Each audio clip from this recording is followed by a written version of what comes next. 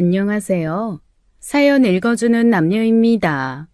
오늘도 와주셔서 감사드리며 그럼 오늘의 사연 바로 시작하겠습니다. 안녕하세요. 저는 가사 도우미를 했던 30대 여성입니다. 30대의 가사 도우미라니 사실 그렇게 흔한 일은 아니에요. 제가 몸담고 있었던 업체에서도 숱한 여사님들 사이에서 제가 막내였거든요.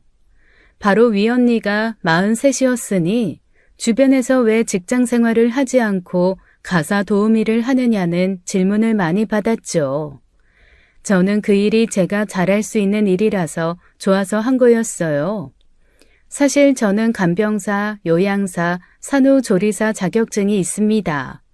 복잡한 가정사에 뒤늦게 후회와 미련이 생겨 딴 것이었어요. 그런데 정작 가족을 위해서는 쓰지도 못했죠. 제가 부모님의 친딸이 아니라는 것을 알게 된 건 중학교 3학년 때의 일이었어요. 저희 집엔 늘 아픈 어머니와 영원히 자기만의 세계에서만 살아야 하는 언니, 그리고 주변에서 개차반 소리를 듣던 아버지가 있었습니다. 어렸을 때부터 아버지가 저를 그다지 좋아하지도 않고 무시한다는 사실은 알고 있었어요. 언니는 장애가 있어 그렇다 치고 나는 그 밑에서 부모의 도움이 되려고 고군분투하는데 왜 나까지 미워하나 싶어 의아했죠. 그런데 어느 날 술에 잔뜩 취한 채 들어와 냉장고에서 또 술을 찾던 아버지가 제게 술 심부름을 시키더라고요. 애한테 술 심부름 좀 그만 시켜요. 슈퍼에서 이제 형은이한테 술 안 준다고 했어요. 왜 안 줘? 돈을 주면 물건을 파는 건 당연한 거 아니야? 원래 애들한테 술 팔면 안 돼요. 어렸을 때야 부모 심부름이라고 하고 줬지만 형은이도 이제 곧 고등학생인데 슈퍼 주인 입장에선 불안하지. 아이고, 형은이 저게 부모 몰래 술 사다 마실 깜냥이나 되고 잔말 말고 내가 전화해 놓을 테니까 가서 사와. 이미 잔뜩 마셔놓고 뭘 또 마신다고 그래요? 형은이 너 방에 들어가라. 사오라면 사올 것이지. 무슨 여편네가 이렇게 말이 많아. 내가 당신 보고 사오라고 했어? 야, 박형은 빨리 갔다 와. 다 부셔버리기 전에. 아버지는 폭력적인 성향을 가진 사람이었습니다.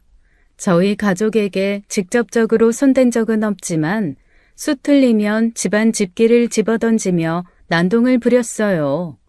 겁이 난 저는 어쩔 수 없이 문을 나설 수밖에 없었죠. 하지만 표정은 좋지 않았을 거예요. 그러자 저를 본 아버지가 쓰러지듯 바닥에 드러누워 혼잣말을 하는 겁니다. 저 기집애가 꼬라보기는, 아이고, 박준홍의 인생 참 고달프다 고달프. 친자식은 병신에 양딸은 키워준 은혜도 모르고 눈깔이나 치켜들고. 이 사람이 무슨 소리라는 거야? 형은아, 얼른 갔다 와. 조심하고. 엉겁결에 문을 열고 나가긴 했는데 그 한마디가 절대 잊혀지지가 않는 거예요. 아버지 말대로라면 자폐증을 앓고 있는 언니는 친자식이었고 저는 그 집의 양딸이었던 겁니다. 너무 당황스럽고 놀라 그날은 아무 말도 하지 않고 있다가 저는 다음 날 엄마한테 물었어요. 아버지가 술에 취해서 한 말이야. 신경 쓰지 마. 아무래도 이상하다고 생각했었어. 아버지 지금까지 내 이름 한 번 다정하게 불러준 적도 없었고 내가 뭘 물어봐도 눈 한 번 마주치는 게 일이었던 사람이야. 근데 어제 그 말 듣고 나니까 뭔가 흩어져 있던 퍼즐 조각이 맞춰지는 기분이었어. 어떻게 된 건지 사실대로 말해줘. 나 데려온 애야? 아니 형은아, 내가 너를 낳았든 어디서 데려왔든 그게 뭐가 그렇게 중요해. 넌 엄마 딸이고 앞으로도 그 사실은 변하지 않아. 그러니까 그냥 그런 줄로만 알아. 말해줘. 그게 사실이라면 나도 내 친부모에 대해 알 권리가 있는 거잖아. 말해봐야 소용없으니까 그렇지. 마음 안 좋아질 텐데 뭘 하려고 그래. 왜? 나 버림받은 거야? 친부모가 나 고아원에 버렸어? 16 그 작은 심장이 쿵쿵하며 깨질 것처럼 뛰기 시작하는데 머리도 지끈지끈 아파졌습니다. 제 출생의 비밀에 대해 알고는 싶었지만 막상 진실을 마주하려니 너무 두렵고 무섭더라고요. 엄마는 계속 뜸을 들였고 말을 하지 않으려고 했었어요. 하지만 제가 끈질기게 물고 늘어지자 결국 어쩔 수 없이 입을 열었죠. 고아원 아니고 작은 집 할아버지 쪽에서 데려온 거야. 그게 무슨 말이야? 네 아버지가 장손이잖아. 근데 윤이 저게 저렇게 태어났으니 네 아버지 말도 못하게 속상해했었어. 엄마한테 얼른 둘째 낳자고 날마다 보채는데 엄마가 윤이 낳고 건강이 많이 안 좋아져서 둘째도 안 생기더라. 그 뒤로 허구한 날 술이나 마시고 밖으로 나돌기만 하니 어디서 애라도 데리고 오면 낫지 않겠냐고 해서 작은 집 둘째한테서 널 데리고 온 거였어. 그 집은 아들 하나에 딸이 둘이라 보낼 자식이 있다고 해서. 그러니까 저는 현재 아버지의 사촌 형제에게서 데려온 양딸이었던 거예요. 저 1991년생입니다. 그런 일은 못해도 7, 80년대나 있을 법한 일이라고 생각했어요. 남의 집 속사정을 알기 힘들다지만 당시에 제가 알기로도 그렇게 잘한 애들은 없었죠. 하나 있는 애가 장애가 있다는 이유로 사촌 형제의 자식을 입양해 키운다는 게 어린 저는 이해할 수 없었습니다. 진실을 알게 된 후 저는 주저없이 친부모를 만나고 싶다고 했어요. 그건 안 된다. 왜? 너 데려오고 네 아버지랑 그쪽이랑 크게 싸우면서 사이도 안 좋아. 네 아버지가 고향에 안 가는 이유가 뭐겠어? 아버님 성화에 애를 데려오긴 했는데 네 아버지도 자존심 있는 대로 상하고 그쪽에서도 다시는 보지 말자고 해서 너 데려오고 한 번을 본 적이 없어. 그건 아버지 이야기지. 난 자식이잖아. 그쪽이 내 친부모라며. 그러면 난 보고 싶을지도 모르잖아. 내가 어떻게 자랐는지 궁금할지도 모르잖아. 네 친아버지도 그럴 위인은 아니야. 이 집안 남자들이 제정신이면 지 자식을 사촌형한테 그렇게 순순히 넘겼겠어? 그래서 친부모 한 번 만날 기회도 안 준다고? 그 집에 가겠다는 거 아니야. 그냥 좀 만나보게 해줘. 어른들 사정 다 이해하고 내가 받아들일 테니까 그냥 한 번만 만나볼게. 어? 저는 엄마를 붙들고 울었어요. 그때 엄마가 망설인 이유를 저는 나중에서야 알았습니다. 기어이 고집부려 3시간이나 떨어진 시골집을 찾았을 때 저를 본 친아버지의 표정에 저는 괜히 왔다 싶었거든요. 처음 당황했던 표정은 이내 제가 못 올 때라도 온 것처럼 불쾌하게 바뀌었죠. 형수가 여긴 웬일이오? 살아도 죽은 듯이 얼굴 보지 말고 살자더니. 형은이가 여길 좀 와보고 싶다고 해서. 형은이냐? 많이 컸네. 학교 갈 시간에 학교도 안 가고 여긴 뭐하러 왔어? 인수, 태은이 전부 학교 가고 없는데. 아, 나 본 적도 없겠다. 박인수, 박태은. 그 이름은 제 친오빠와 친언니 이름이었습니다. 그런데 마치 남대하듯 그 이야기를 하던 친아버지는 무심히 마당에 흔들던 무로스를 마저 흔들더라고요. 동서는 어디 갔어? 우리가 올해 소식이 안 닿긴 했나 보네. 애들 엄마 집 나간 지 오래요. 형수가 찾는 그 동서는 없고 새 동서는 마을회관에 떡 가지러 간다고 갔어요. 뭐 인사할 거예요? 친아버지의 태도에 엄마는 불편한 기색을 비쳤습니다. 그건 엄마도 생각지 못한 일이었다고 했어요. 친아버지는 문제가 있었던 게 맞지만 친어머니는 저를 보내지 않으려고 애쓰셨다고 했거든요.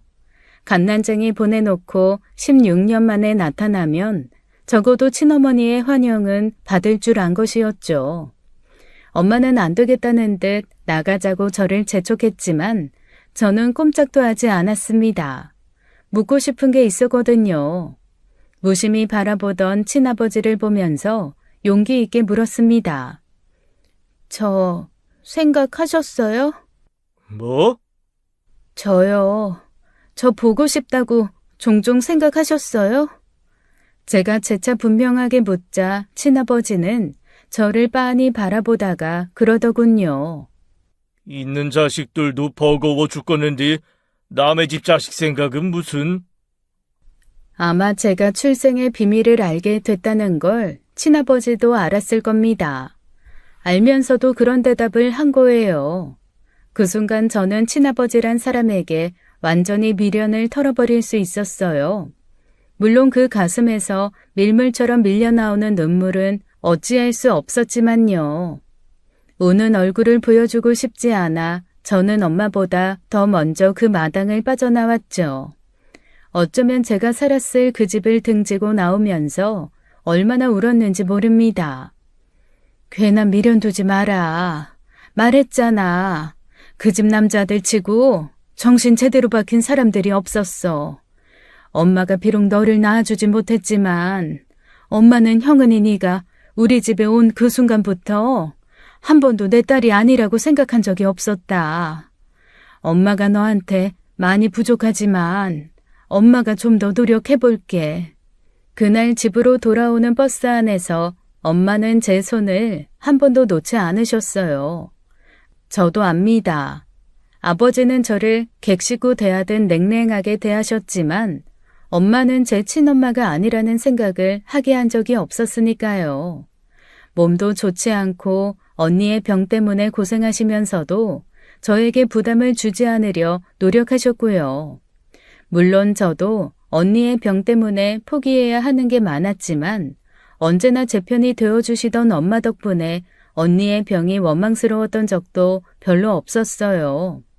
친어머니는 만날 수 없게 됐고 친아버지는 저를 부정하니 어린 제가 할 수 있는 건 그 집에서 엄마 딸로서 자라는 것 그것뿐이었습니다. 하지만 엄마가 아무리 친엄마처럼 다정히 챙겨주셔도 안 되는 건 안 되더라고요. 뿌리가 다르다는 것은 집이나 가족에게 마음을 의지하는 게 힘들게 했어요. 거기다 저를 친자식처럼 키워주시는 엄마에게 어떻게든 그 은혜를 갚아야 한다는 부담도 생긴 거죠. 몸도 안 좋고 힘든 엄마에게 가장 도움이 되는 일은 언니를 돌보는 일이었습니다. 언니는 저보다 한 살이 더 많았는데 몸집이 커지다 보니 목욕 한번 시키는 것도 엄마는 너무 힘들어 하셨거든요. 그래서 제가 언니 목욕을 시키고 등하교와 주말에 센터 방문하는 것을 책임졌죠. 그저 엄마 일을 좀 덜어드려야겠다 그 생각뿐이었어요. 그럴 때마다 엄마는 한사코 본인이 하시겠다 만류했지만요. 더 오늘은 엄마가 갈 거야. 주말에 친구도 만나고 그래야지. 맨날 윤희한테 매달려나 있고 젊어 시간 그렇게 보내는 거 아니야. 어차피 나 친구 많지도 않아. 친구가 없어? 왜? 아니, 친구가 없다는 게 아니라 이렇게 주말에 만날 친구 없다고. 친구들은 다 학원 가고 바빠. 학원? 주말에도 학원을 다녀? 그럼 엄마가 학원 보내줄까? 아, 됐어. 우리 형편에 무슨 학원. 아버지가 돈도 안 주는데 무슨 수로. 그리고 나 학원 안 다녀도 돼. 안 다녀도 중간은 하는데 다녀서 전교 1등 하면 어떡해? 그럼 나 진짜 의대 가야 할지도 몰라. 형은아, 엄마가 다른 건 몰라도 너 대학은 꼭 보내줄 거야. 그러니까 대학 등록금 같은 건 걱정하지 말고 너 손에서 할 수 있는 최선을 다해. 엄마가 아버지 몰래 대학 등록금 확실히 모으고 있으니까. 알았지? 아이고, 알았네요. 엄마 그 쌈짓돈으로 대학 가려면 진짜 좋은 대학 가야겠네. 출생의 비밀을 알게 된 후 제가 가족에게 마음을 의지하기가 힘들어진 게 어쩔 수 없는 것처럼 엄마가 제 눈치를 보게 되는 것도 어쩔 수 없었어요. 엄마는 제게 잘못한 게 하나도 없으면서 호강시켜 주지는 못할 망정 친딸의 문제를 제게 나눠주게 하는 것에 대해 죄책감을 느끼셨죠. 근데 생각해보면 제가 그 집에서 살았다고 해서 그때보다 행복할 것 같진 않더라고요. 완전히 깡시골 마을에서 자식한테 무관심한 그 친아버지 밑에서 자랐다고 해도 지금의 아버지 밑에서 자라는 것과 크게 다르지 않을 것 같았거든요. 친엄마는 어떤 사람인지 모르지만 결국 다른 자식 둘을 두고 가버렸다고 했으니 지금 엄마보다 더 좋은 사람일 거란 생각도 들지 않았고요. 처음에는 감당하기 힘든 출생의 비밀과 냉랭한 친아버지의 정체에 힘들었지만 시간이 갈수록 괜찮아졌습니다. 제 현실을 인정하고 나니 편해지더라고요. 그렇게 고등학생이 됐고 3년 내내 큰 문제 없이 지냈어요. 물론 아버지와 크고 작은 갈등이 있긴 했지만 친아버지가 아니라는 걸 알게 된 후에는 바라는 것도 없어졌죠. 한 집에서 살았지만 거의 남처럼 보냈고 제게 가족은 엄마와 언니뿐이라는 생각으로 살았습니다. 그리고 대학 입학을 앞둔 겨울이었어요. 대전에 있는 한 국립대학교에 합격 통보를 받았죠. 서울에 있는 대단한 대학도 아닌데 엄마는 눈물로 저를 안아주시며 기뻐하셨어요. 그러던 어느 날이었습니다. 외출하고 온 엄마가 다급하게 들어와 다짜고짜 안방에 널브러져 자고 있는 아버지를 깨웠어요. 여보, 여보! 아이, 뭐야? 내 돈, 당신이 가져갔어요? 뭔 돈? 내 통장에 모아둔 돈, 우리 형은이 대학 등록금으로 모아둔 내 돈. 아이씨, 난 또 뭐라고? 이 옆엔 얘야, 내가 돈 내놓으라고 했을 때 아무것도 없는 것처럼 굴더니 뒤로 딴 주머니 차고 있어? 배우자 몰래 딴 주머니 차는 거 그거 이혼 사유인 거 몰라? 내가 그냥 조용히 넘어가 주려고 했더니 어디서 감히 큰 소리야, 큰 소리는. 이혼이고 나발이고 그 돈 내놔. 우리 형은이 대학 등록금 내야 한단 말이야. 친자식도 아닌 남의 자식 대학은 왜 보내주는데? 돈이 썩어 남았냐, 어? 제발 윤희 아빠. 내가 이렇게 빌게. 그 돈 진짜 안 돼. 약속했단 말이야. 우리 형은이 대학 보내준다고 내가 약속했어. 형은이 데려와서 제대로 된 학원 한번 보내준 적도 없는데 기특하게 혼자 공부해서 대학 합격증 가져왔잖아. 윤희도 형은이 아니었으면 나 이렇게까지 못 키웠어. 여보, 제발 내가 이렇게 부탁할게. 먹여주고 재워줬으면 그만한 건 당연히 해야 하는 거 아니야? 뭘 그렇게 대단한 일을 했다고 대학식이나 보내줘? 야, 박형은, 너 이리 와봐. 네. 너 대학 갈 생각했냐? 너 그럼 염치도 없는 거야. 어떻게 보면 네 부모가 포기한 애 우리가 데려와 키워준 건데 양심도 없이 대학까지 보내달라고 하려고 했어? 여보! 잔말 말고 취직해. 내가 아는 사람 사무실에 딱 꽂아줄 테니까 거기 가서 격리를 하든 청소를 하든 돈부터 벌어서 너 그동안 키워주고 먹여준 값은 해야지. 아버지가 저 먹여주고 재워준 것도 아니면서 엄마도 안 하는 생색을 내세요? 뭐? 야, 너 다시 말해봐. 평생 집에 벌어다 준도 없이 기생충처럼 잊을만 하면 들어와서 밥이나 축 냈으면서 왜 부모라도 되는 것처럼 키워준 값 내놓으라고 하냐고요. 벼르고 있던 분노가 붙잡을 새도 없이 불쑥 튀어나왔고 저는 아버지의 무지막지한 소나기에 사정없이 고개가 돌아가고 말았어요. 왼쪽 귀가 잠시 들리지 않을 정도로 엄청난 힘으로 제 뺨을 내리친 겁니다. 이 싸가지 없는 년이 너 지금 뭐라 그랬어? 뭐 기생충? 이게 보자 하니까 내가 너 데려오고 싶어서 데려온 줄 알아? 양훈이는 뭐 너 보내기 싫어 억지로 보낸 줄 알아? 그 집에서도 너 싫다고 보낸 거야. 자식 둘이면 될 거 셋이 생겨버렸다고. 우리 아버지가 달라고 했을 때 기다렸다는 듯이 보낸 거라고. 말이 입양이지 씨발. 그거 보육원에 버린 거랑 뭐 다를 게 있을 줄 알아? 너는 버려진 거야 이년아. 그런 너를 내가 거둬준 거고 이게 감히 은혜도 모르고. 미쳤어, 미쳤어. 당신이 뭔데 그래? 당신이 뭔데? 형은이 버려진 적 없어. 내가 데려온 거야. 내가 데리고 와서 키운 거라고. 평생 애비 노릇 한 번 한 적 없으면서 애한테 뭘 받아먹으려고 그래? 그게 도둑놈 심보지 뭐야. 당신이 한 게 뭐가 있다고.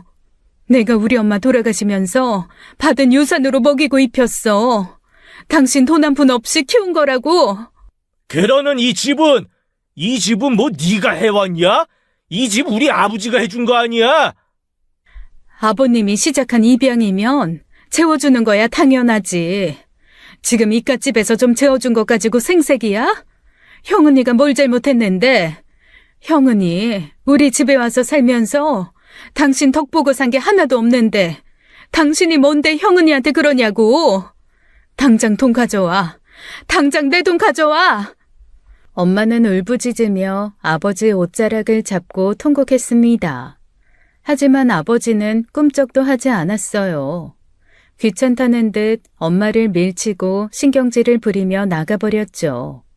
집에 남은 건 널브러진 엄마의 가슴 아픈 통곡뿐이었어요. 아, 내가 무슨 죄를 지어서, 내가 대체 전생에 무슨 죄를 지어서. 엄마, 괜찮아. 일어나. 난 괜찮아. 형은아, 미안해. 엄마가 너무 미안해. 네 아버지가 모르게 하려고 꾹꾹 숨겨뒀는데 내가 정말 너 대학은 보내주려고 용을 쓴 건데. 괜찮아, 대학은. 내가 벌어서 내년에 가면 돼. 엄마 마음 잘 알았으니까 나는 간 거나 다름없어. 어떻게 그래, 어떻게.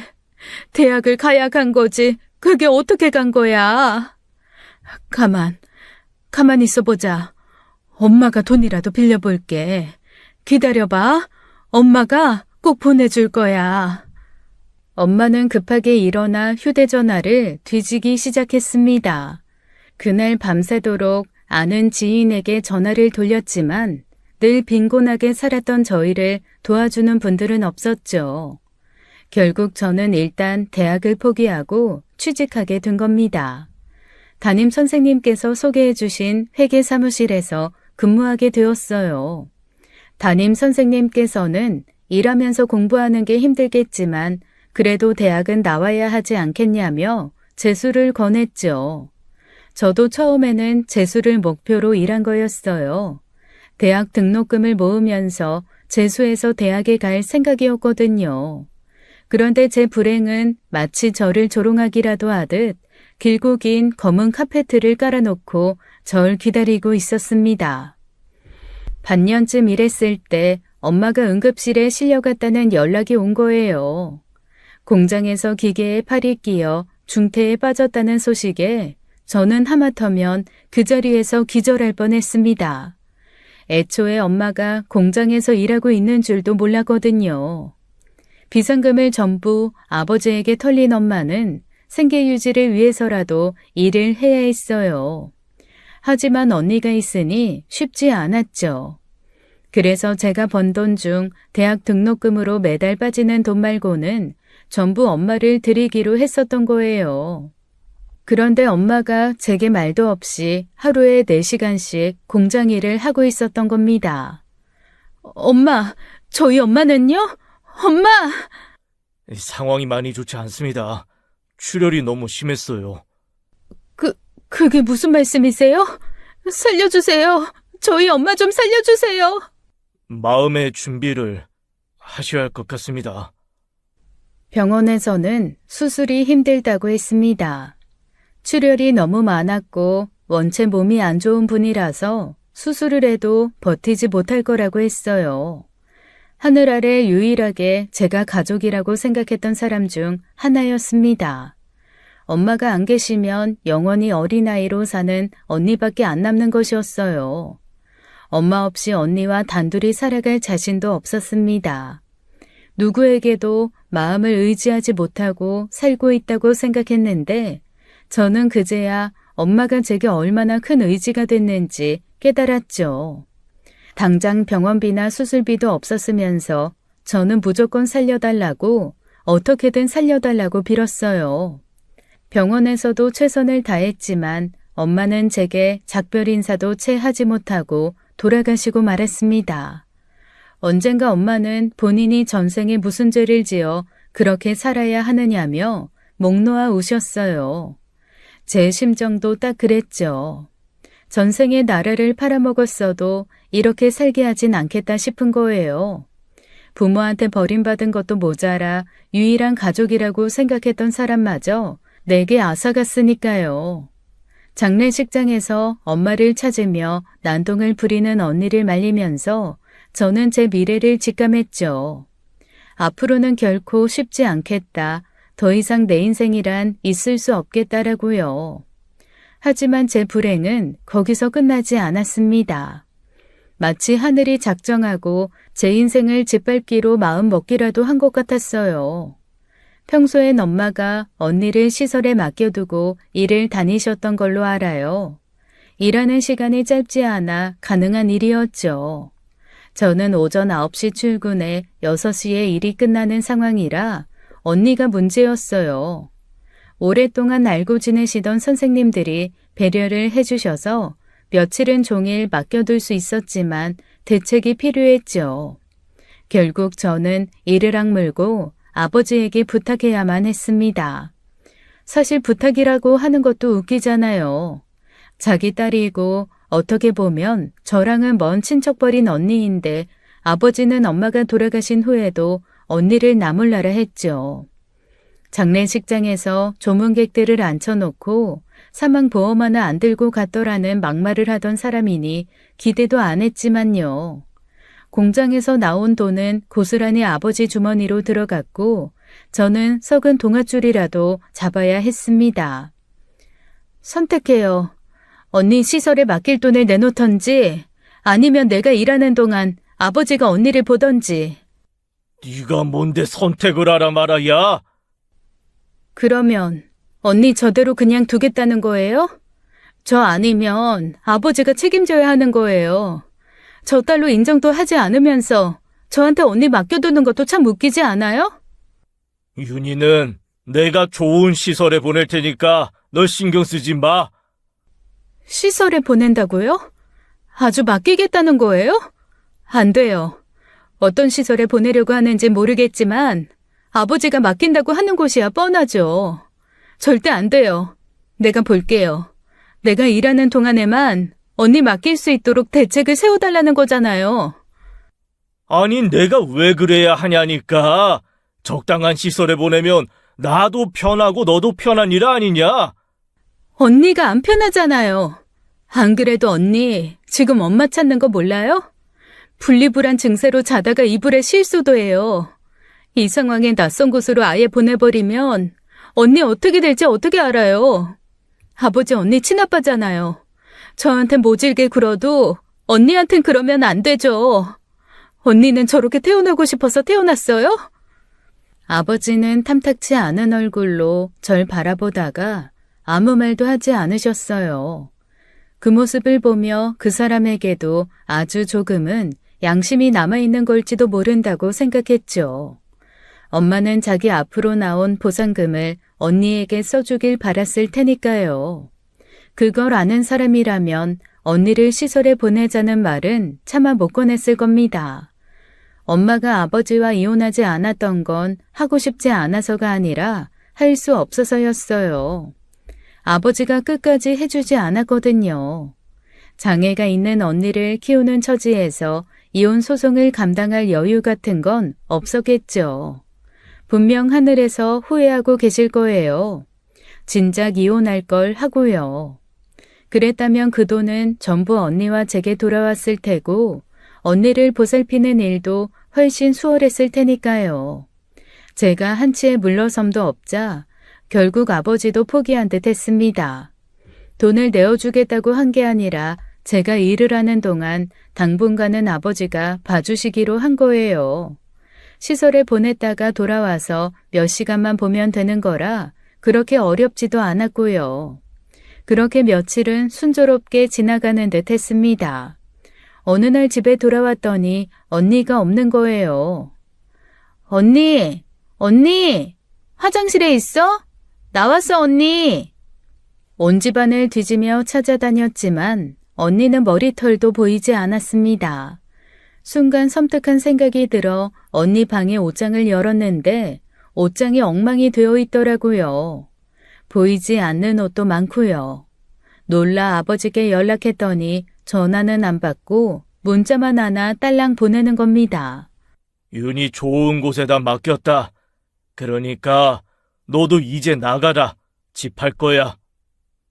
순간 휴대전화를 벽으로 집어 던지고 싶은 충동을 가까스로 억눌렀어요.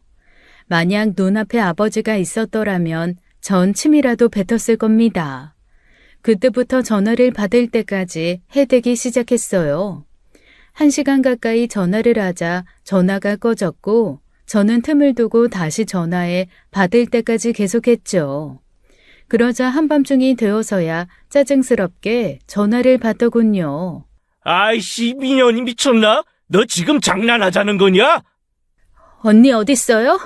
언니 어디로 보냈는지 말해요. 내 딸 내가 알아서 처리했다는데 네가 무슨 상관인데? 네가 윤희 친동생이야? 코 깎고 봐주고 생색은 오질나게 낼 거면서. 야, 이참에 말 나온 김에 이야기하자. 너 임마 내가 파양할 거야. 더 이상 내 딸이라고 안 칠 거라고. 그러니까 연락하지 마. 너랑 나 그럴 사이 아니잖아. 파양하든 말든 제가 알 바 아니고요. 지랄하지 말고 빨리 언니 어디 있는지나 말해요. 당장! 뭐? 지랄? 이게 진짜 끝까지? 야, 주제 넘게 내 딸 문제에 참견하지 말고 방이나 빼. 그 집 내놨거든? 그래도 얼굴 보고 산정 있어 미리 말해주는 거야. 빨리 방 한 칸이라도 얻어야 하지 않겠냐? 당신, 내가 저주할 거야. 죽을 때까지 모든 불행이 당신한테 돌아가도록 저주할 거야.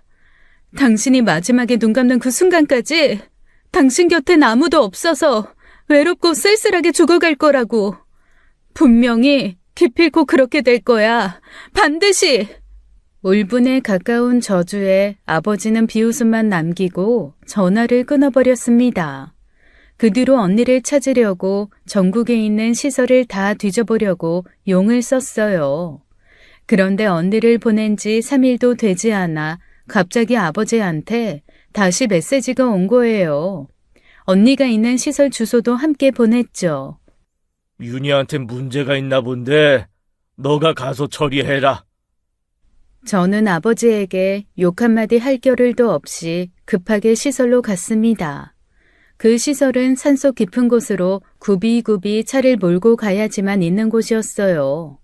그런데 시설에서는 저를 병원으로 가라고 하는 거예요. 병원이요? 언니 다쳤어요? 소식 못 들으셨구나. 박윤희 씨, 지난 새벽에 사망했어요. 네?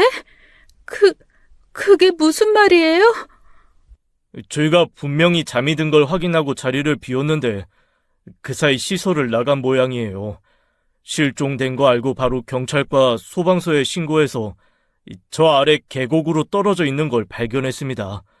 면목이 없습니다. 얼마나 기가 막히고 황당했는지 목소리가 나오지도 않았습니다. 도저히 믿을 수가 없어 따라간 병원 영안실에는 차갑게 식은 언니가 가만히 누워 있었어요. 지금까지 언니를 본 것 중 가장 고요하고 편안해 보이는 모습으로요. 가슴이 찢어지는 것만 같았습니다. 어둠을 무서워하던 언니가 낯선 시설에서 나와 밤길을 헤매는 모습이 선연했기 때문이에요. 밤새도록 엄마와 저를 부르며 산길을 헤매다 발을 헛디디고 만 것이겠죠. 언니야, 나왔어. 눈 좀 떠봐. 언니. 언니는 제 부름에 대답하지 못했습니다. 제가 부르면 짜증스럽게 한 번만 부르라던 모습은 끝끝내 보여주지도 않았죠. 떨어지면서 후두부에 강한 충격을 받아 그 자리에서 사망한 것으로 보인다고 하더군요. 그날 언니를 붙들고 목이 쉬어라 울었습니다. 엄마에게 죄송해서 언니가 너무 가여워서 아버지가 증오스러워서요. 언니의 장례는 제대로 치르지도 못했어요. 올 사람도 없었고 당장 장례 치를 돈도 없었거든요. 시설 측에서 도의적으로 보상금을 주긴 했지만 그게 다 무슨 소용이겠어요. 언니는 엄마 옆으로 보냈죠. 아버지는 장례식에 오지도 않았고 제게 문자를 보냈을 때도 이미 언니의 사망 사실을 알고 있더라고요. 그 후 7년쯤 지난 어느 날 모르는 번호로 문자가 왔었습니다. 아버지가 아파서 병원에 입원했는데 보호자 번호라면서 제 번호를 넘겼다고 하더라고요. 간이식 대기를 하는 중인데 입원비를 비롯한 병원비를 해결하고 수술을 위한 보호자가 필요하다면서요. 기가 막혀 말도 안 나왔습니다. 병원 말로는 이 시간이면 답도 없는 상황이라 빠른 시일 내에 수술이 필요하다고 했지만 전 딱 2마디 하고 끊었습니다. 그런 사람 몰라요. 그 사람 문제로 다신 연락하지 마세요. 그럼에도 몇 달 뒤 돌아가셨다는 연락도 왔는데 시신은 무형고자 처리해달라고 했죠. 눈물 한 방울도 아깝더군요. 저한테는 쓰레기 그 이상도 이하도 아닌 사람이었으니까요. 엄마가 돌아가시고 언니가 그렇게 개죽음을 당한 것만 생각하면 오히려 아버지는 너무 편안하게 돌아가신 것 같다는 생각도 들었습니다. 언니의 죽음 이후 방황하던 저는 꽤 힘들게 살아야 했어요. 급하게 방을 알아보고 그저 영혼 없이 집과 회사를 오가며 그저 일만 했죠. 그렇게 3년을 살다 보니 회사 과장님께서 그러시더라고요. 형은아, 그러지 말고 일 좀 쉬어라. 그러다 너 죽겠어. 3년 새 너 얼굴이 말도 못하게 변한 거 몰라 그래? 저 괜찮은데요? 괜찮긴 뭐가 괜찮아. 일 그만두고 여행을 가든지 뭘 하든지 좀 쉬어. 너 그 정도 쉴 만큼은 벌었잖아. 과장님뿐만이 아니라 주변 어른들께서 전부 휴식을 권했습니다. 다시 돌아올 자리는 얼마든지 비워둘 테니 가족과 완전한 이별을 하고 오라고요. 그렇게 떠밀리듯 3년 만에 휴직하고 한 달을 방 안에 틀어박혀 있었어요. 제게는 휴직이 달갑지도 않았고 오히려 먹지도 씻지도 않으니 사람이 진짜로 죽어가는 것 같더라고요. 그러다 우연히 텔레비전을 보다가 요양사와 간병사에 대한 정보를 접하게 된 거예요. 언니 생각도 나고 차라리 처음부터 저런 일을 했더라면 언니를 시설에 맡기고 제가 그 시설에서 일할 수 있었을 텐데 싶은 뒤늦은 후회가 들더라고요. 물론 그때는 대학 생활을 염두하고 회사에 취직한 것이었지만요. 사람이 먼 미래를 예측할 수 있다면 인생의 실패가 어딨겠나요. 저는 그 미련에 자격증을 딴 겁니다. 어쩌다 보니 산후조리사 자격증까지 다 누군가를 돌보기 위한 자격증이었죠. 그러다 업체를 소개받아 일을 하게 됐고 그 일은 생각보다 제 적성에 맞았어요. 그리고 몇 년 동안 꾸준히 일을 하던 어느 날이었습니다. 대표가 뜻밖의 제안을 하더라고요. 가사 도우미요? 저희는 그런 거 안 하잖아요. 아, 그게 내 지인의 지인인데 좀 복잡한 사정이 있어서 그래.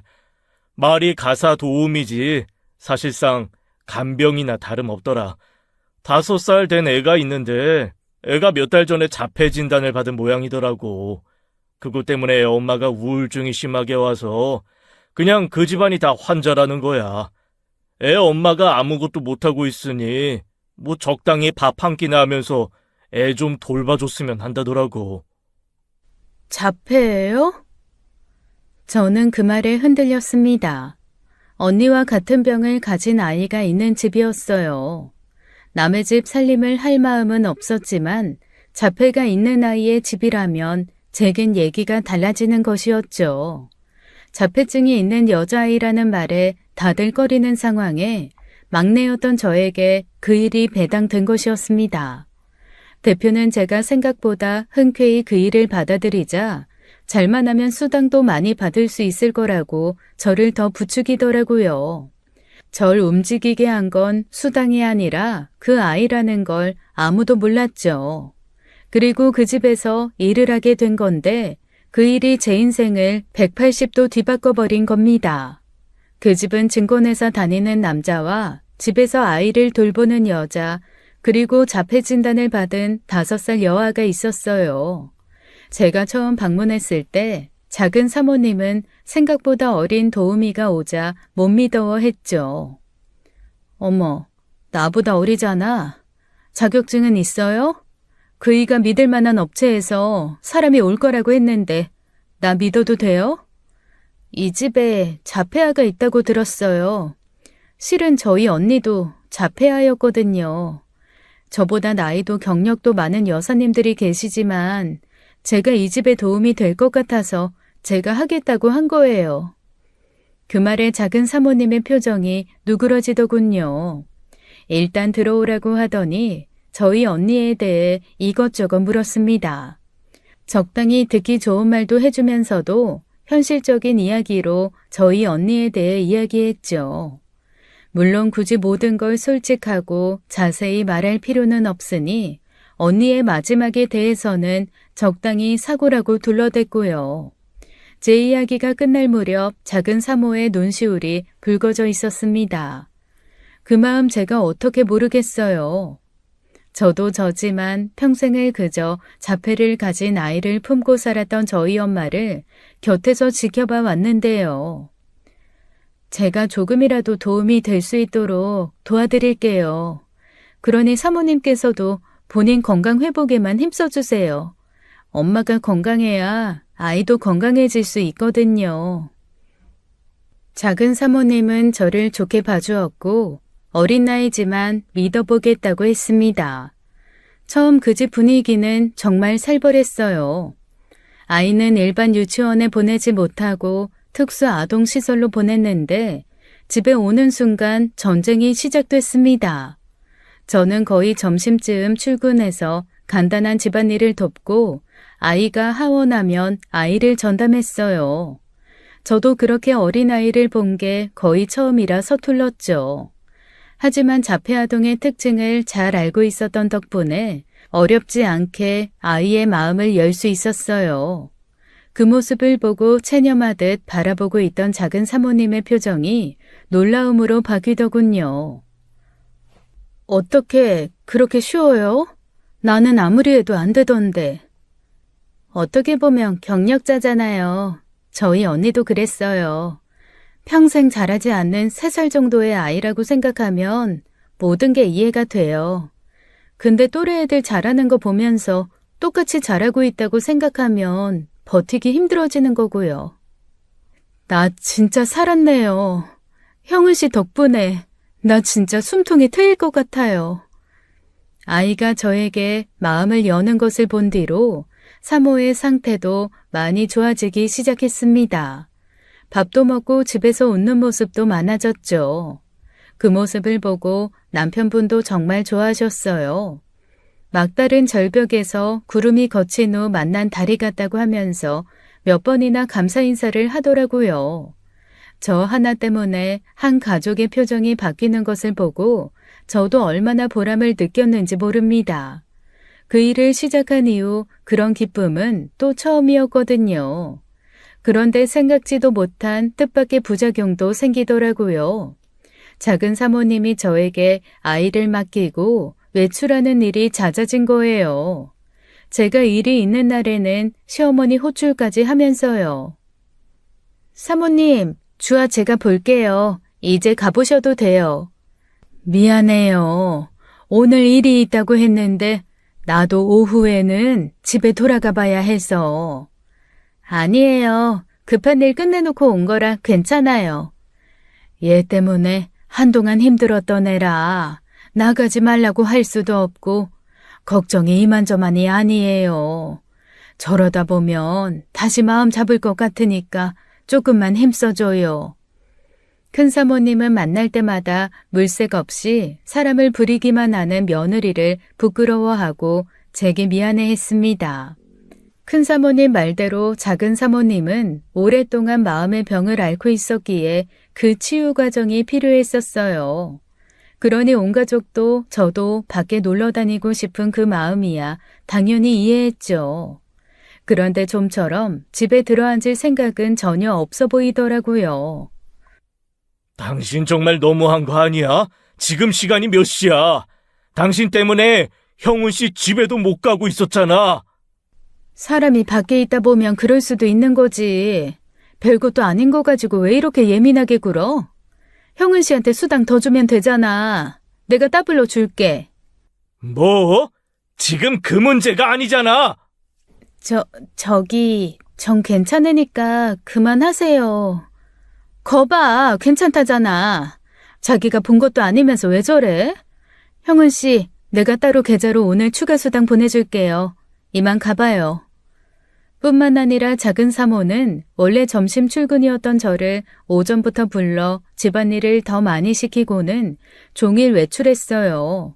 그러다 보니 정상 궤도를 되찾아가는 것 같았던 집이 점점 다시 엉망이 되는 것 같더라고요. 사모님, 주아 잠들었어요.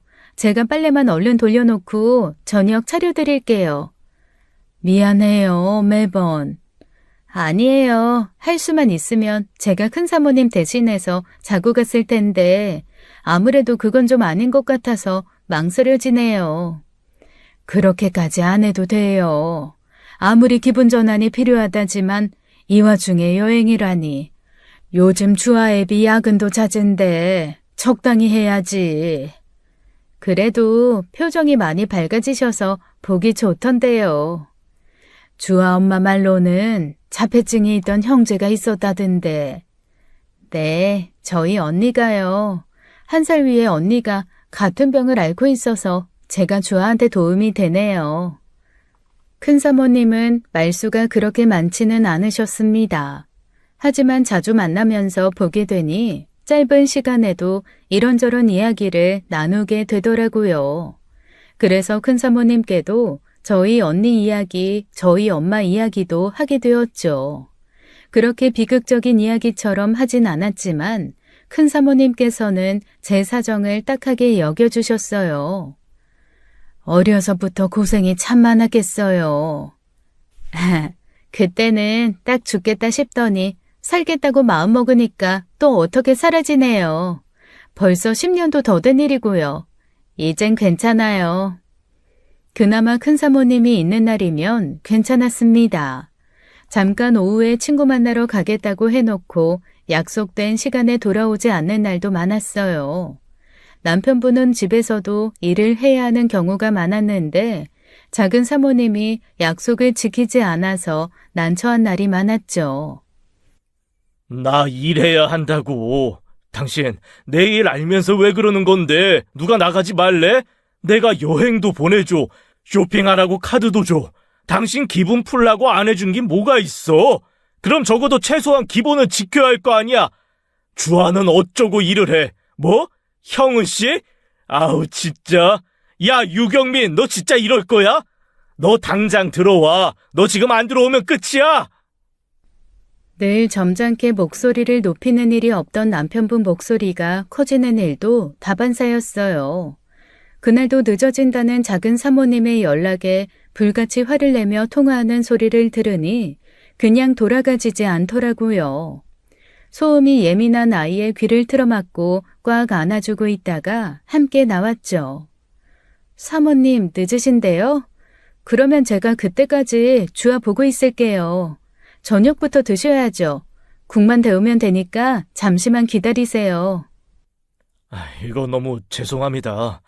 한두 번도 아니고 우울증만 나오면 만사 오케이라고 생각했는데 애 엄마가 저렇게 기다렸다는 듯이 밖으로 놀러만 다닐 줄은 몰랐어요.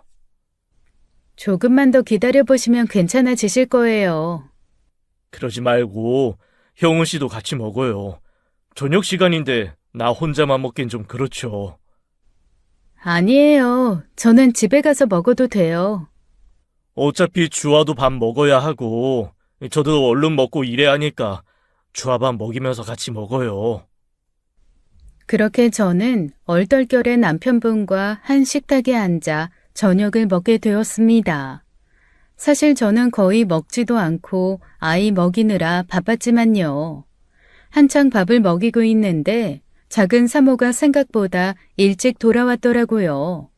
복도를 지나 부엌에 나타난 사모가 갑자기 우뚝 멈춰서더니 슥 둘러보는 거예요. 뭐야, 다들 밥 먹고 있었네? 당장 들어오라고 성하더니 생각보다 너무 평화롭잖아? 이 평화가 누구 덕분인데 당신 때문에 형은 씨 못 가고 주아 밥 먹이고 있는 거 안 보여? 왜? 보기 좋은데. 꼭 가족 같네. 둘이 부부 같고. 야, 유경민! 그렇게 다투는 것을 보고 나와야 할 때는 마음이 편치 않았어요. 분명 아이에게도 악영향을 미칠 게 뻔했으니까요. 그런데 그건 문제도 아니었어요. 다음 날부터 작은 사모에 이상한 질문이 시작됐거든요. 내가 우리 남편을 소개로 만났거든요. 근데 알고 보니까 인기가 대단했던 거예요. 대학 때부터 여자친구가 끊이질 않았더라고. 근데 보면 그럴만하지 않아요? 일단 인물이랑 키가 되잖아요. 아, 네. 그렇게 생각하지 않아요? 네? 아, 그럴 것 같아요. 요즘은 우리가 갈등이 좀 있어서 틱틱대고 말이 좀 세게 나가서 그렇지, 원래는 말도 되게 자상하게 하는 사람이거든요. 내가 그 다정한 말투에 반했고, 평소에는 자상하고 다정해 보이시더라고요. 형은 씨도 그렇게 느꼈어요? 우리 남편, 다정해서 괜찮죠? 네? 아, 네. 가정적이시고 좋으신 분이죠. 어때요? 뭐가요? 우리 남편 같은 사람, 게다가 지금도 저한테 둘째, 셋째 같자고 밤마다 조르는데 돈도 잘 벌고 참 괜찮지 않아요? 네, 근데 형은 씨는 왜 결혼 안 해요? 지금도 사실 좀 늦은 거 아닌가? 애 가지려면 지금도 늦었어요. 처음엔 의미를 알 수 없는 말을 늘어놓더니 그 뒤로부터는 노골적으로 남편분에 대한 얘기를 하는 겁니다. 미혼으로서 자기 남편이 어떻냐, 솔직히 말해 다른 마음 품은 적 한 번도 없었냐, 나이도 비슷한데 안 그러고 싶어도 마음이 저절로 가지 않겠냐 그러면서요.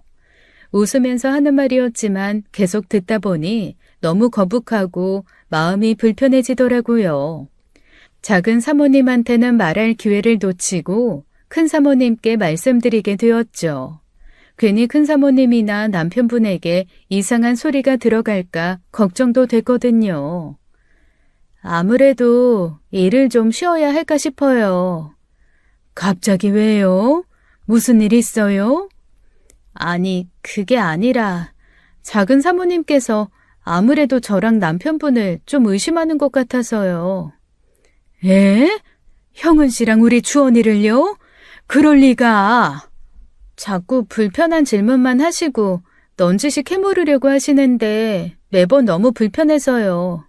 계속 그러시면 일 쉬어야겠다 생각하고 있어요. 별일이네. 형은 씨는 신경 쓰지 말아요. 내가 알아서 할 테니. 그게 요즘 고삐 풀린 망아지처럼 살더니 어떻게 됐나 보지. 사모님께서 본인이 단단히 이르겠다 말씀하셔서 일단 사모님께 그 문제를 맡겼습니다. 그런데 작은 사모는 무슨 생각인지 저를 아예 남편분과 불륜을 저지른 상간녀 취급을 하더라고요. 형은 씨, 솔직하게 말해요. 나 없을 때 내 남편이랑 무슨 일 있었죠? 사모님, 지난번부터 자꾸 왜 이러세요? 무슨 일이 있다고 그러세요? 거실에 홈캠도 있고 저 남편분 만나는 시간도 많지 않다는 거 아시잖아요. 그러니까 말이에요. 하필 홈캠은 거실에만 있고 자꾸 형은 씨는 거실에서 벗어나는 일이 많고. 그거야 주아 때문에 이방저방 옮겨 다니느라 그렇죠. 주아 낮잠 자는 시간도 있는데 그때도 거실에 없던데? 그때는 집안일 하느라 비울 때도 있었겠죠. 사모님, 대체 왜 그러세요? 저랑 남편분 사이 의심하시는 거예요? 절대 아니에요. 그럴 리 없잖아요. 근데 왜 남편이 자꾸 형은 씨를 쳐다보지? 네? 사모님. 작은 사모님은 남편분이 틈만 나면 저를 이상한 눈빛으로 쳐다보고 있다고, 그건 도저히 고영주의 눈빛이 아니라며 저를 몰아세우더라고요. 억울해 미치겠다 싶은 그 순간 작은 사모는 은밀한 제안을 했습니다. 3천, 딱 3천만 줘요. 그럼 내가 순순히 이 집에서 물러나 줄게. 네? 3천이라뇨. 물러나다니요. 알 거 다 아는 사람이 순진한 척 왜 그래요? 형은 씨도 괜찮지 않아요? 내 남편 스펙 괜찮고 주아, 형은 씨 잘 따르고 이 집에서 나 대신 살면 형은 씨한테는 완전 인생 역전 아닌가? 말도 안 되는 소리 하지 마세요. 저 오늘부로 일 그만두겠습니다. 사모님 그렇게 자꾸 본인 사정만 강조하시면서 저 부려먹으실 때도 주아 보면서 참은 거예요. 엄마가 제자리로 돌아와야 주아도 결국 행복해지니까요. 근데 이건 해도 해도 너무하시잖아요. 선 넘으셨어요. 이만 가볼게요. 결국 소송하라는 거예요? 내가 소송 없이 물러나 주겠다는 건데 괜히 소송하면 기록 남아서 나중에 진짜 결혼하고 싶을 때도 못할 텐데? 사모님!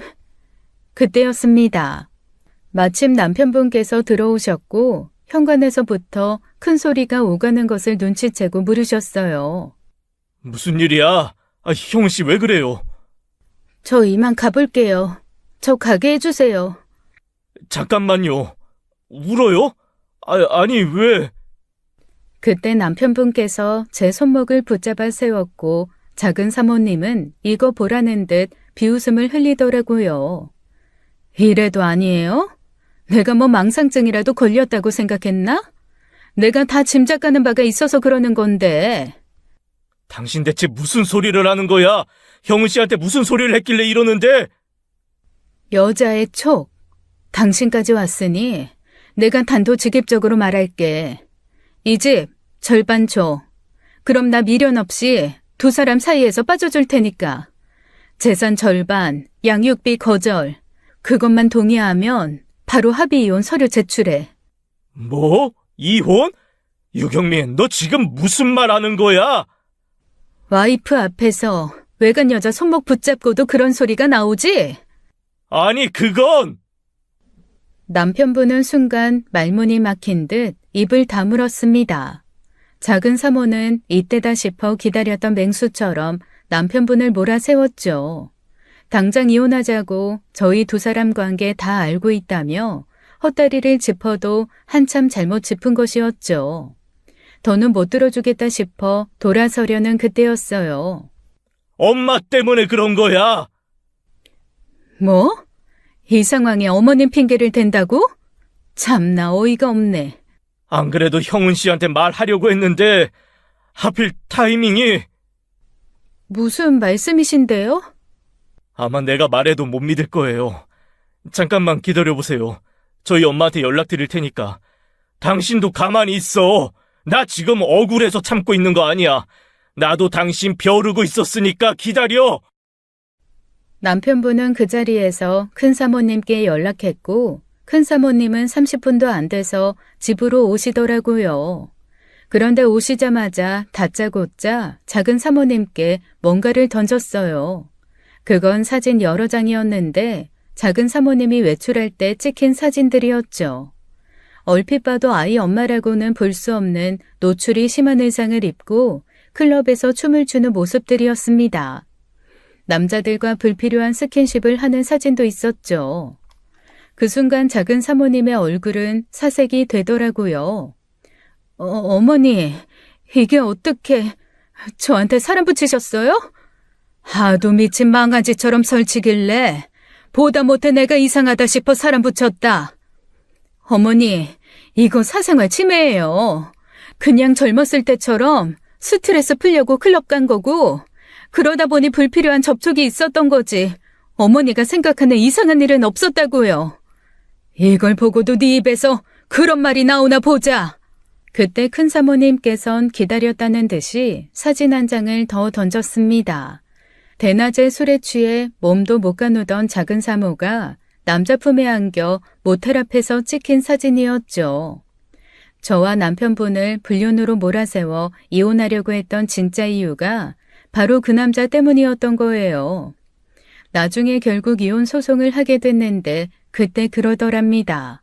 자기 인생은 이미 거기서 끝난 것 같아서 그랬다고요. 남편이 아무리 잘나도 결국 고칠 수 없는 장애아를 키워야 하는 엄마한테 어떤 미래가 있겠냐고요. 저는 그 얘기를 전해 들으면서 저희 엄마 생각이 나 가슴이 미어지는 줄 알았어요. 저희 엄마는 언니 장애에 인생이 끝났다고 생각하지 않으셨습니다.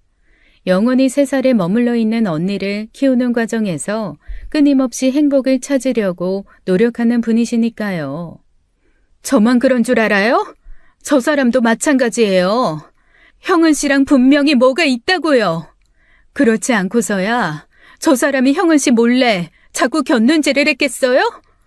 그건 나 때문이었다. 괜히 내가 애비 마음까지 흔들어 놔버린 거지. 그러면서 큰 사모님은 이번엔 제게 뭔가 내밀어 보여주시더라고요. 뭔가 싶어 받아보니 그건 유전자 검사 결과지였습니다. 이게 뭐예요? 형은아, 미안하다. 엄마야. 네? 엄마라니. 저는 그 순간 너무 놀라 숨 쉬는 것도 잊어버렸습니다.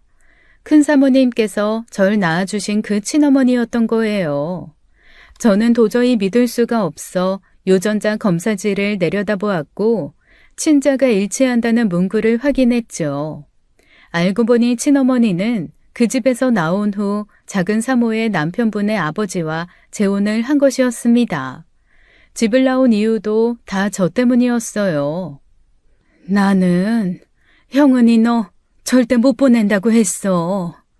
세상에 어떤 엄마가 내 뱃속에서 나온 애를 한 달을 채 품지도 못하고 그렇게 보내겠어. 거기다 좋은 사람이면 몰라. 그 양반 개차반처럼 산다고 소문난 사람인데 그런 집에 내 새끼를 어떻게 보내. 근데 네 아버지가 강제로 보낸 거야. 나 잠깐 자리 비웠을 때 너 납치하듯 데리고 가버린 거라고. 그래서 인수 태은이 데리고 몰래 도망치려고 했는데 네 아버지한테 걸려서 죽지 않을 만큼 맞았다. 내 새끼 다 놓고 나올 수밖에 없었어. 친어머니는 회한에 찬 눈물을 흘리셨고 저는 실감이 나지 않아 아무 말도 못했어요. 남편분은 그 사실을 먼저 듣고 복잡한 심정으로 저를 바라보고 있었던 건데 그걸 작은 사모가 보고 오해한 것이었고요. 믿지 못하기는 작은 사모도 마찬가지라 시어머니가 저희 불륜을 막아주려 헛소리를 하는 거라고 우겼죠. 그래서 소송까지 하게 된 것이었고요. 저도 믿기지 않는 건 마찬가지라서 다시 유전자 검사를 했고 저도 똑같은 결과에 그제야 인정하게 되었습니다. 네가 자폐아 언니가 있었다는 사실, 그리고 네 이름 듣고 그때부터 확신했었어. 근데 아닐 수도 있는 거잖아.